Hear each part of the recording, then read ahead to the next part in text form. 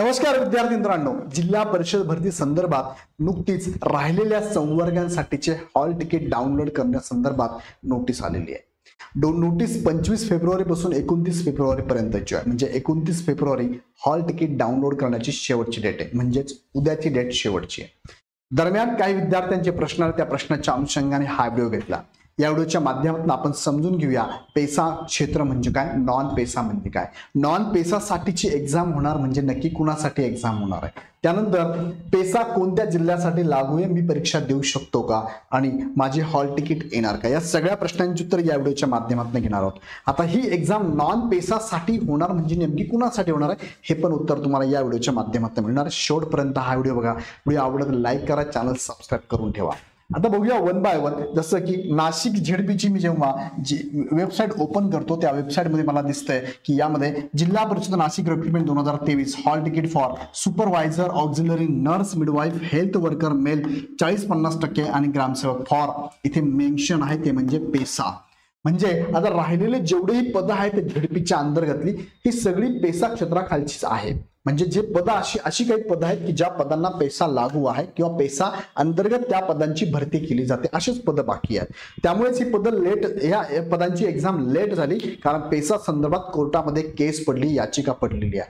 पण आता गव्हर्नमेंट शासनाने निर्णय घेतला की नॉन पेसाच्या जागा भरून टाकायच्या, पेसा संदर्भात जेव्हा कोर्टाचा निकाल येईल त्या संदर्भात तेव्हा आपण एक्झाम लागू करू किंवा त्या एक्झाम घेतल्या जाणार आहे। सो आता नॉन पेसा अंतर्गत एक्झाम होणार आहे म्हणजे नेमकं काय। आता इथे नाशिकच्या वेबसाईटला बघितलं तर बघा, पर्यवेक्षक, सहाय्यक परिचारिका, आरोग्य सेवक आणि ग्रामसेवक या पदांचा हॉल तिकीट आलं। याचा अर्थ नुसती नाशिकची एक्झाम होणार नाही तर संबंध महाराष्ट्रातील प्रत्येक जिल्ह्यातील झेडपीची एक्झाम होणार आहे। सो ह्या पदांसाठी सगळ्यांचेच हॉल तिकीट आलेले आहेत। सो तुम्हाला हॉल तिकीट डाउनलोड करायचे त्या वेबसाईटला जाऊन, त्या जिल्ह्याच्या झेडपीच्या वेबसाईटला जाऊन हॉल तिकीट डाउनलोड केल्यानंतर तुम्हाला त्या हॉल तिकीट वरती बघा, तुम्ही याच्यावरती क्लिक केलं, ह्या लिंक वरती की ओपन होते तुम्हाला ही लिंक, आणि इथे सांगितले तुम्हाला कॉल लेटर डाउनलोड करण्याची लास्ट डेट बघा 25 पासून 29 फेब्रुवारी ही लास्ट डेट आहे।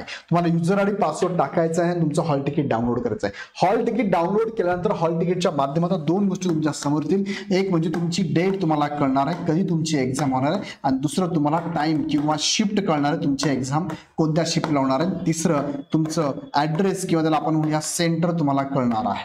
सो यासाठी तुम्हाला हॉल तिकीट डाउनलोड करावं लागेल, पहिला मुद्दा। दुसरं, आता हे कुणासाठी लागू पेसा नॉन पेसा म्हणजे काय। आता जसं की मी एक ऍड तुमच्या समोर ठेवली आहे, ही जिल्हा परिषद नाशिकची ही ऍड आहे। त्यामधलं एक पद आहे, पदाचं नाव आहे आरोग्य सेवक पुरुष 40-50%, त्यापैकी 40% घेतलंय, 85 पद आहेत। हे 85 पदाचं हे वर्गीकरण आहे। यामध्ये जर आपण बघितलं तर टोटल खुलापर्यंत हे जे वर्ग आहेत, हे टोटल जागा आहेत ह्या सगळ्यांसाठीच आहे, पण मात्र पेसाच्या जागा सेपरेट दिल्या आहेत। 46 जागा पेसासाठी आहे।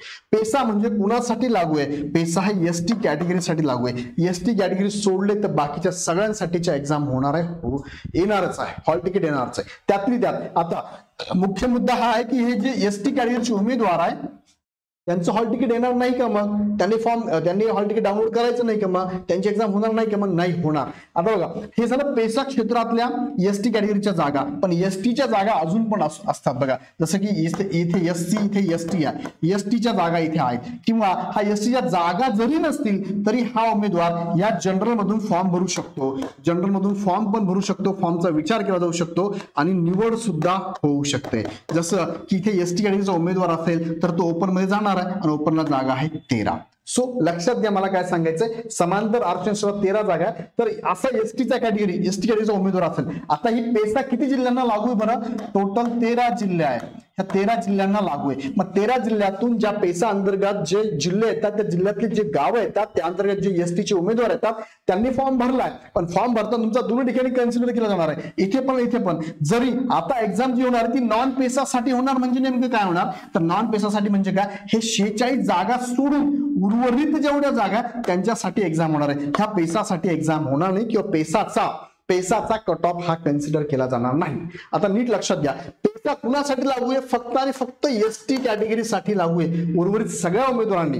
आता फॉर एक्झाम्पल नाशिक जिल्ह्यामध्ये पेसा लागू आहे, पेसा अंतर्गत जागा आहेत, म्हणजे नॉन पेसासाठी म्हणजे काय नाशिक जिल्ह्यासाठी एक्झाम होणार नाही असं नाही, नाशिक जिल्ह्यासाठी एक्झाम होणार. जरी हा जिल्हा पेसामध्ये येतो तरी सुद्धा ह्या जिल्ह्याची एक्झाम होणार. फक्त पेसा अंतर्गत जेवढ्या जागा आहेत त्या जागा सोडून, म्हणजे या 46 जागेसाठीचे कट ऑफ किंवा यासाठी सिलेक्शन होणार नाहीये, ह्या सोडून उर्वरित जागांसाठी. आता 85 जर जागा आहेत तर 85 मध्ये 46 जर सोडले, 46 सोडले म्हणजे जवळपास 9 आणि इथे 7 4 39 जागा, ह्या 39 जागांसाठीची एक्झाम होणार आहे. सेम उदाहरण तुम्ही इतर जिल्ह्यातलं घ्या. कोणते कोणते जिल्हे आहेत ते असे टोटल किती जिल्हे पेसांमध्ये येतात तर येतात बघा इथे दिले 13 जिल्हे. ठाणे, पालघर, नाशिक, धुळे, नंदुरबार, जळगाव, अहमदनगर, पुणे, नांदेड, अमरावती, यवतमाळ, गडचिरोली, चंद्रपूर. 1 2 3 4 5 6 7 8 9 10 11 12 आणि 13 असे टोटल 13 जिल्हे याच्यामध्ये येतात. पण याचा अर्थ परत लक्षात घ्या. उदाहरणार्थ एखादं मी एक्झाम्पल तुम्हाला आता नाशिकचं दिलं. उदाहरणार्थ पुणे जिल्हा पेसामध्ये येतो, म्हणजे पुणे जिल्ह्यात ज्यांनी फॉर्म भरले त्यांची एक्झाम होणार नाही का? होणार. फक्त पुणे जिल्ह्यात जेवढ्या जागा आहेत त्यापैकी जेवढ्या पेसासाठी आहे तेवढ्या जागा सोडल्या तर उर्वरित सगळ्यांसाठी तुमची एक्झाम होणार आहे. नॉन पेसा म्हणजे पेसा सोडून उरलेले सगळे, त्याच्यामध्ये एसटी कॅटेगरी पण येते. म्हणजे तुम्ही जर एसटी कॅटेगरीचे उमेदवार असाल तर तुमच्यासाठी ही एक्झाम होत नाही असं नाही, तुमच्यासाठी पण होते. फक्त पेसाच्या जागा तुम्हाला मिळणार नाहीयेत. पेसा संदर्भात तुमचं कट ऑफ लागणार नाही, निकाल लागणार नाही, एक्झाम होणार नाही. मात्र पेसा सोडून एसटीच्या ज्या जागा आहेत त्याच्यासाठी आणि ओपन साठी पण तुमचा विचार केला जातो. किंवा जागा नसतील तरी सुद्धा तुम्ही एक्झाम देणार आहात हे लक्षात घ्या. सो पेसा आणि नॉन पेसा यातला फरक तुमच्या लक्षात आला असेल तर ही एक्झाम तुम्ही जर फॉर्म भरला असेल तर हॉल तिकीट डाउनलोड करा, एक्झामची डेट बघा, लोकेशन बघा, सेंटर बघा आणि टाइम बघा, शिफ्ट बघा, एक्झामला जा. अशा संदर्भात एक थोडक्यामध्ये तुम्हाला पेसा नॉन पेसा मी सांगितलं. एक्झाम हा हॉल तिकीट डाउनलोड करायची शेवटची डेट आहे 29 फेब्रुवारी. लगेच जाऊन डाउनलोड करा. काही शंका असेल तर नक्की आमच्या टीमला कळवा, खाली नंबर दिला किंवा माझा नंबर तुमच्याकडे असेल व्हॉट्सअपला मेसेज टाका. आवडला असेल व्हिडिओ तर लाईक करायला विसरू नका, चॅनल सबस्क्राईब करून ठेवा. परंतु तुमच्या मनातील प्रश्नांचं उत्तर म्हणजेच इग्नाइट अकॅडमी. तुर्तास थांबतो. खूप खूप धन्यवाद.